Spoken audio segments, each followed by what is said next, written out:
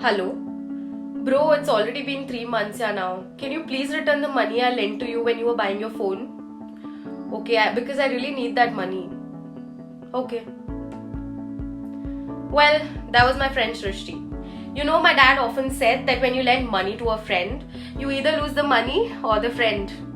Money lenders often come across situations where borrowers postpone or refuse to pay back the amount they have taken from their money lenders.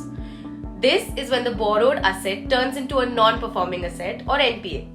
Hello everyone, I am Vaishnavi and in today's video, we are going to understand about NPA or non-performing assets. Now these are assets that no longer generate income for the lender because the borrower is not repaying the principal amount and the interest. Now let's understand what NPA means in banking. Any financial security owned by a bank is considered an asset. The interest we pay on loans is the primary source of income for banks. Hence, loans are classified as assets.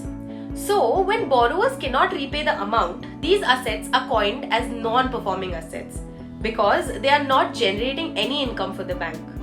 The bank gives the borrower 90 days to repay the loan. If the repayment is not done within that time frame, the assets are declared as non-performing. Now, I know it is a little difficult to understand this, so let me explain with the help of a few examples. Assume a borrower has taken a loan from the bank of rupees 1 lakh, for which the maturity period is 1 year. It has been 90 days that he hasn't paid the interest nor the principal amount. This amount that the bank has failed to collect from this borrower is termed as non-performing asset. Ideally, non-performing assets are listed on the balance sheet of a bank or any other financial institution. To understand briefly, let us look at the balance sheet of HDFC Bank. In the table, you can see the assets quality section where you can find the gross NPA and net NPA. This is the amount that the bank has failed to recover. It is neither recommended or wise to have such high NPA value as the asset cannot be put to use.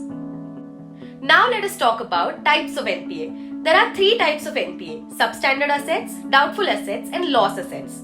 Substandard assets are assets that are not performing for a period less than or equal to 12 months. Second one is doubtful assets. Now these are assets that are not performing for a period of 12 months or more. Third one is loss assets.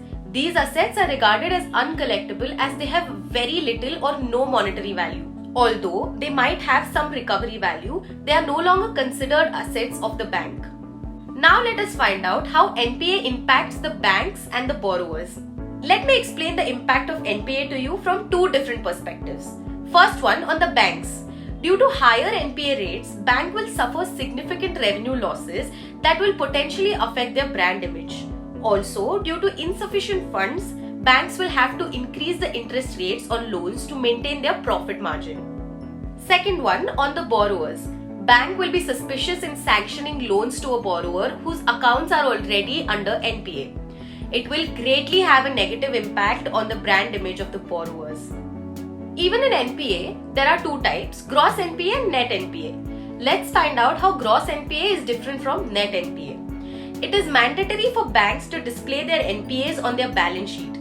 It is provided in 2 categories. Like you saw in the image of HDFC Bank's standalone balance sheet, the assets quality section represents 2 rows: gross NPA and net NPA.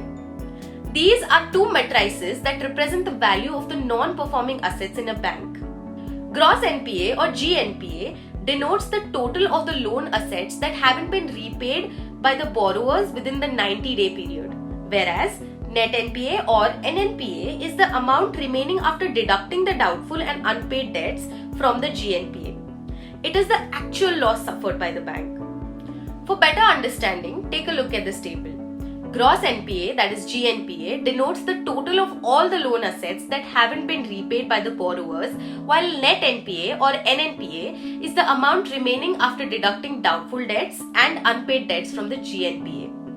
Well, that was everything regarding NPAs. I hope that it has given you a brief idea about non-performing assets. Thank you for watching. For more such informative videos, make sure to subscribe to aliceblue online.